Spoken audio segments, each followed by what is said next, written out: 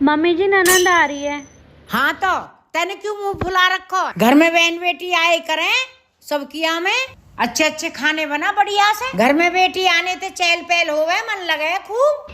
Mummy जी पूरी बात तो सुनो। कुछ सुनने की जरूरत ना, बढ़िया बढ़िया खाने बना, चल रसोई में। ठीक है मम्मी जी, आपकी ननद आ रही है। अच्छा सुन, हाँ जी।